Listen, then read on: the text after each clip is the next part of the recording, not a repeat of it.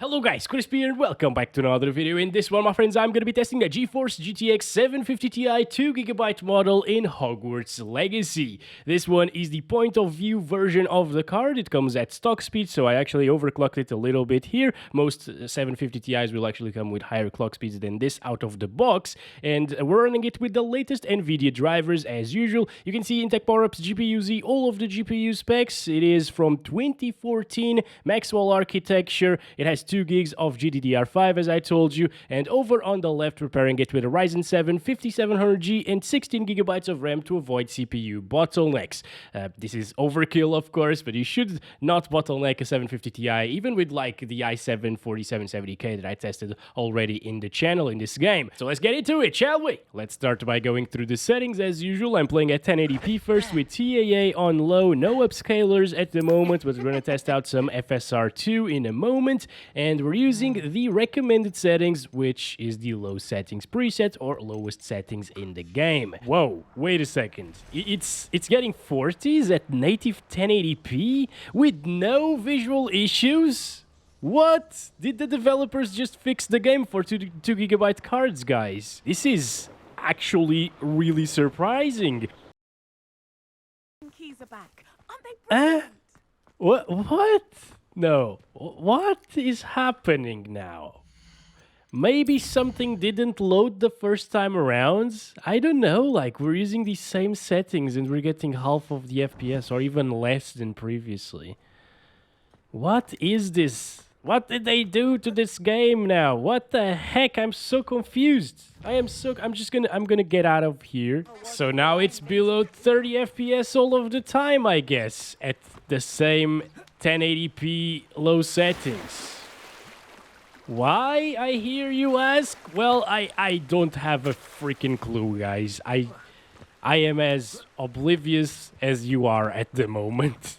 My guess is it forgot to load something previously, and now it loaded that thing after a restart of the game, and it's terrible. But I would much rather have the other experience. How do I do it again? I don't know. Textures are still looking crappy, and it's getting less than 30 FPS all of the time now. What the heck? I'm really confused at the moment. Let's try it out with some FSR2 on let's do quality first. Well, it's getting 30s. It's getting less FPS than native resolution previously for some reason. I don't know. I don't know what's happening, guys. What the actual hell? We flew through a little bit of woods, right, previously, and it was above 30. Sometimes I saw it drop to like 27, and it's still dropping to 27 now. But yeah, I'm so clueless. This is running a lower resolution at the moment, after all. Wait, maybe FSR2 is intensive? Because sometimes it is more intensive to run FSR2 than native resolution in older GPUs. So I think, guys, what's happening here is we're witnessing magic happen before our eyes. The game is deciding for itself on how it's gonna run. It's magic. We gotta appreciate that magic, of course, and it is still a cinematic experience or close to it. So I guess this is how the 750 Ti actually runs the game. Never mind about the optimization that didn't come to this game, unfortunately. Yeah, it's terrible. Let's see performance FSR1. This looks really terrible. It runs a really low res. Now it's getting up into the 30s. Okay, so finally we matched the native resolution results for the first part of the video at FSR performance. What? Again, I have never seen this happen to me, but I think I will leave it in the video, you know. It was pretty interesting. Just gotta put a note or something. Well, now you gotta play with performance. At least it's still playable. At least that. You know, you can play the game with performance FSR. If you have a smaller monitor, it might still be seeable. It's still gonna have some texture issues, of course. Look at me, boy, look at me. There we go. No, he doesn't have a texture issue, but the ground does, and pretty much everything else do. Yeah, it's gonna look terrible anyways. I don't recommend you to buy this game with a 2 gig card, but what we saw today was just nothing short of magic, basically. It's actually running at 540p at the moment. All right, let's try it at 720p now with EA on low, no upscaling, and the lowest settings. Oh, God. Where is the cat? Where did he go? Oh, my. What are you doing, buddy? What are you I don't even hear the cat anymore. That's a really weird thing to do, buddy. But okay, you do you. As I was saying, this seems to be performing a bit better than FSR performance at 1080p, and that was running at 540p and upscaling it, so it's okay.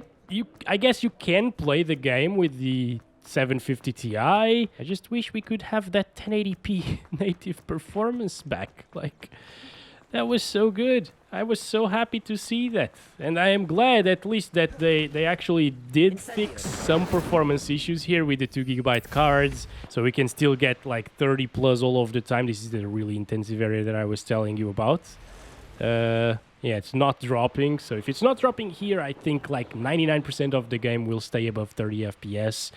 So that's good to see on a 2GB card, and I think that wasn't possible before. It's also pretty smooth, as you can see, even with 16GB of RAM and 2 gigs of VRAM. Even though this game can utilize more RAM, it's stable-ish. It has a couple of big spikes sometimes in the frame time graph, or big stutters. It's a pleasant surprise. No, the pleasant surprise was the first part of the video. This is not a pleasant surprise anymore. But yeah, as you can see, even flying around the forest area with a lot of trees, not dropping from 30. So it's stable above 30 FPS pretty much at all times. If you lock it to 30, it will be even better because it will stutter a bit less. And you can actually play the game. Just some textures will still look like crap. And probably after like 10 or 15 minutes, your face will start looking like crap as well. So you might want to like refresh the textures sometimes, go back to like the main menu, or just restart the game altogether, just to refresh things around and keep it looking decent. And yeah, that's about it. Not much else can be done. I'm glad we've been flying around for a little bit, and I think the textures are still looking... Yeah, never mind. Some of them are terrible. But it's what you get with a 2GB card. Again, I would not really spend this money to play like this. At 720p low, it looks super soft, and with 30 plus FPS all of the time.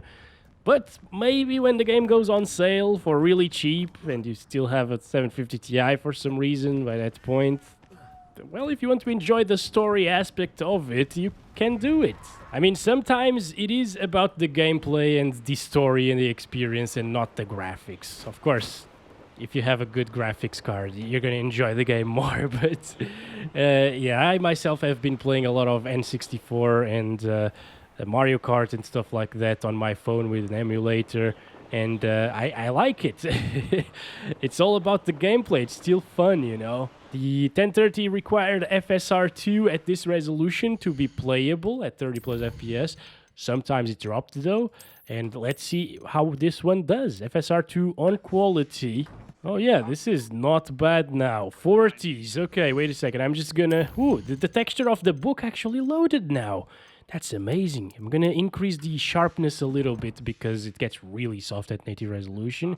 So this might actually look slightly better than native 720p, and it runs with about like 5 to 10 more FPS most of the time. So instead of dropping down into the lower 30s, we are near 40 frames at the minimum. Of course, like mid 30s at times, but that's pretty impressive. Look at this. This is the swamp area. It's also a really intensive area in the game. And it is getting 40 frames per second. I'll check your pockets. So again, you can play the game with a 750 Ti. Should you? I don't know. That's up to you. But you can play it. It's gonna run. And it's gonna be smooth.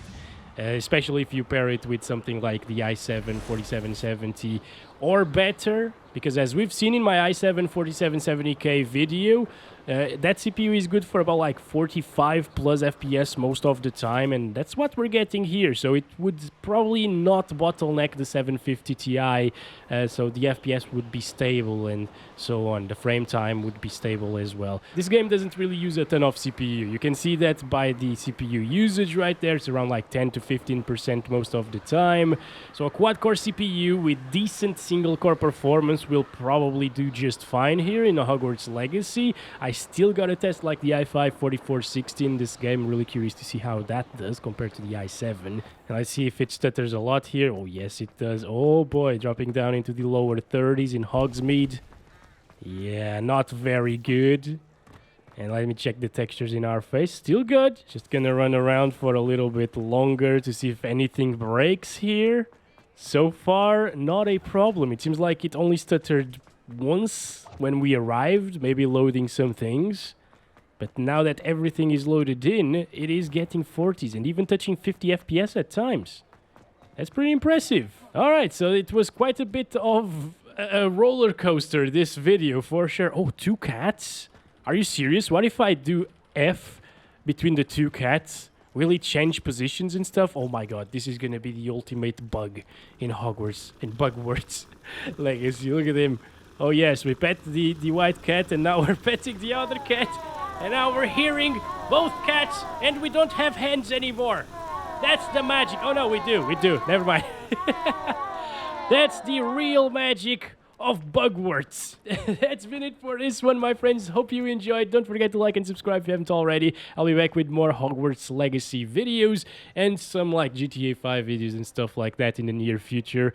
And next week I will be on vacation, so I'm not going to post as often. But I will try to schedule some videos for you. See you soon. Love you all. Bye-bye.